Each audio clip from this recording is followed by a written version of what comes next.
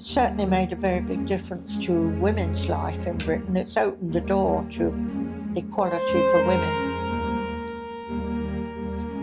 And whether you agree with it or not, I'm afraid you've got to put up with it now.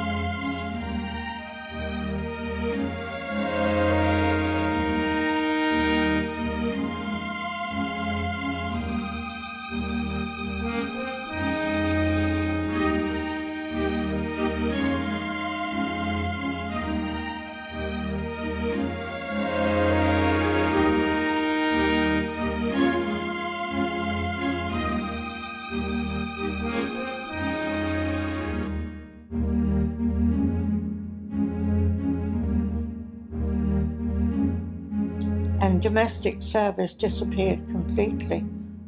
Before the war, a family where the father was the breadwinner and probably in quite a modest job, perhaps in local government or something like that, they still would have had what we would call a servant. They would have had a cook general or somebody living in who did the cleaning. That has gone completely. Once you let women join the forces and drive vehicles, they're not going to go back to carrying trays and washing dishes. It's made a revolution, really, for the females of the country. As I got a bit older, and I became terrified it would finish before I could get into the Navy. I just, which perhaps wasn't very nice of me, but I was very young. And I did manage to get in. I volunteered on my 18th birthday as a driver for the Wrens. And even then I was quite a good driver because I'd been able to practice in my father's garage. I left school on a Tuesday and I started work on the local paper the next morning. I was a junior reporter and I only got it by virtue of it being wartime. Otherwise they wouldn't have looked at a female. But all the men were called up. I took on the place from a very nice Irish reporter who went into the Air Force. We had a Mr. Bloomer who was an English teacher, and he joined the RAF and he became a navigator on mosquitoes. Other than that, I don't think it really affected the teachers. We did have replacement women teachers. Can't remember much about them. I wasn't very interested in women at that particular time. The most notable, of course, was in agriculture, where there was something called the Women's Land Army. And how they would have survived with agriculture without the ladies in the Land Army, I do not know. But there were awful lot of females in the Women's Land Army, and that helped to keep the agriculture going so that we could grow more and more of our own food. Because today, you see, we import far too much food, really. And in those days, we imported a lot, but during the war, we imported much less. That was where they mainly helped, although there were female services in the Army, the Auxiliary Training Service, and also in the Women's Auxiliary Air Force, and also in the Navy, which they were called Wrens. A friend of our family was in the Wrens. I must admit I thoroughly enjoyed it. I wouldn't have missed it for anything. After I went through my training and passed all the exams in London, I had to drive a truck, BSM, round. And I think most of our group passed. And I was sent up to Newcastle on Tyne as to be the Admiral's driver. So I must have done pretty well in the exams. And that was quite a job. He didn't go out all that often, but it was wonderful. He was a very, very nice man. And he always sat in front. He wouldn't let me hold the door open for him to let him in. He said, I'm quite capable of opening a door, Alison. And I'd drive him to York or wherever he was going. I won a place to a university, but my mother said, it's not necessary for a girl. You'll get married and have a family. So I felt rather cross. When I first went to the Godolphin and Latimer School, we had a rather stately lady was the headmistress. She since was made a dame, but at that time she was talking to us about our careers. I think I was 12. And I said, I'm going to be a journalist. And she looked at me in amazement and drew herself up. And she said, do you mean that you're going to go through life in a dirty raincoat, poking your nose into everybody's business? I said, if that's what you think it is to be a journalist, yes. It was a great opportunity for me because being a newspaper in Slough, I don't know whether it still exists, it was called the Slough Observer, but it included covering the Windsor area. And as you know, the royal family were at Windsor during the war, so I quite often got a place. When it's royal reporting, you have a sort of rota, and every time we got one for my newspaper, I got the opportunity. So I was very lucky.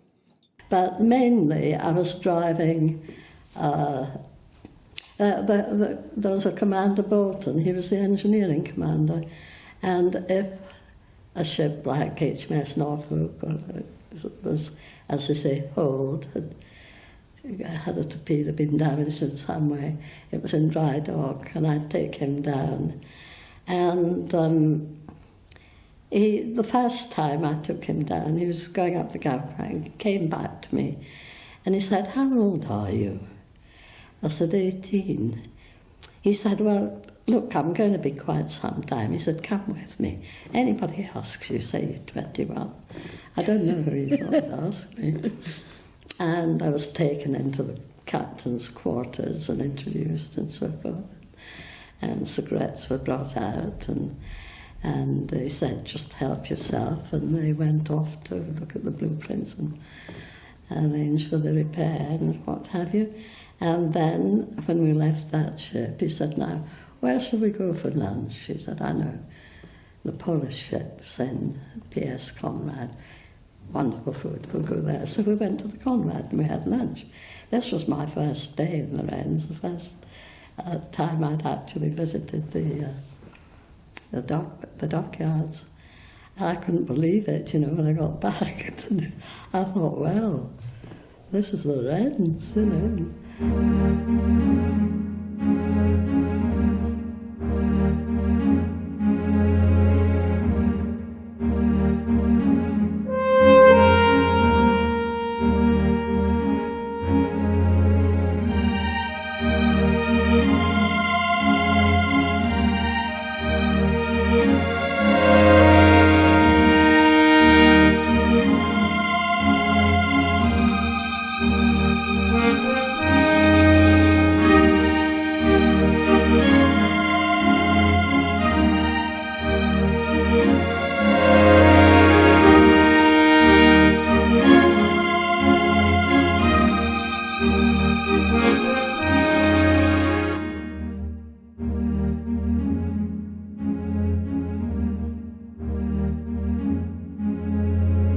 It was obvious that women could do most of what men could do,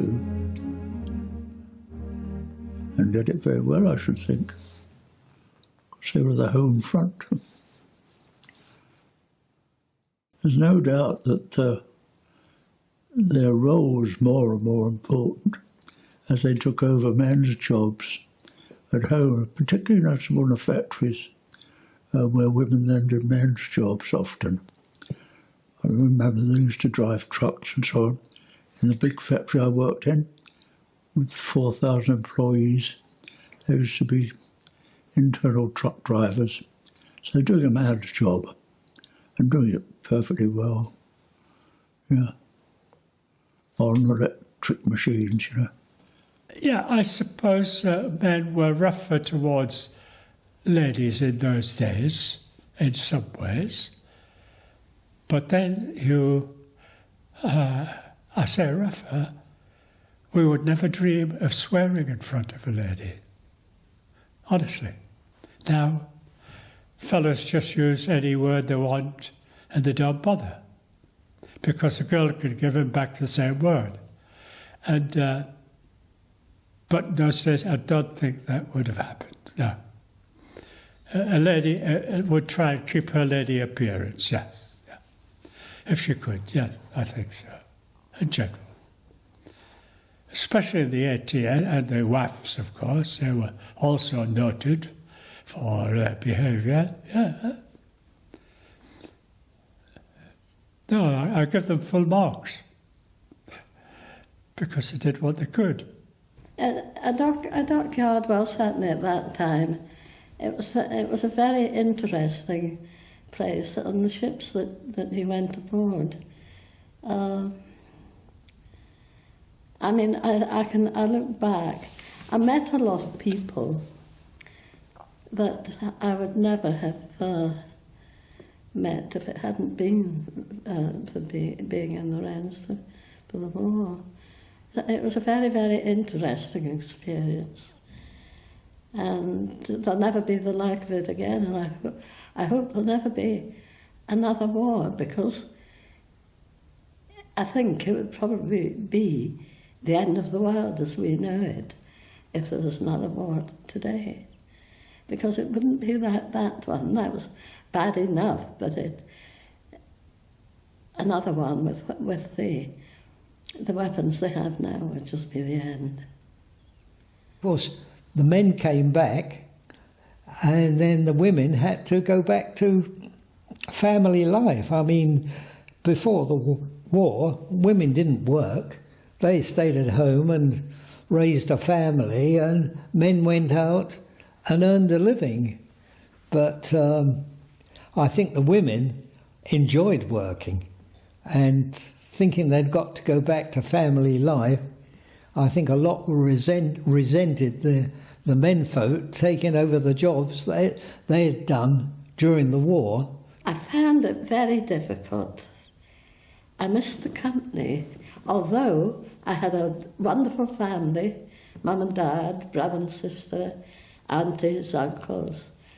But it just, I think a lot of people found it difficult to settle down. Well, I was a bit lost actually, because, you know, it's such a change.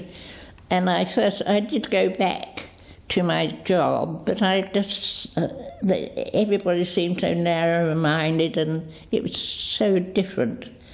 And I had a lovely job there before the war, but when I went back it was all so different. So I left and I went to a flying school, and I was secretary at the flying school, and it was part of the de Havilland outfit. And I stayed there until I got married. I had a friend who was a general manager of a big cement works, and because so many of the men had to go to the services, women were taken on. And he told me about one woman who came up to him and said, "Look, Mr. Harris, this is the very first money of my own that I've ever had." And she was so thrilled. And I think so many women went out to work who hadn't worked before, that after the war they still wanted to go out to work. And I think it made a tremendous difference. I found it so difficult. But I was lucky with Dad. I knew I was going to work for my father anyway. But you were given a period, you know, I've forgotten how long it was, when you were demobbed. And I said to my mother, I said, I can't hang a bad hoik. And so I went up to Braemar farming. I was in Edinburgh. I used to go in once a week.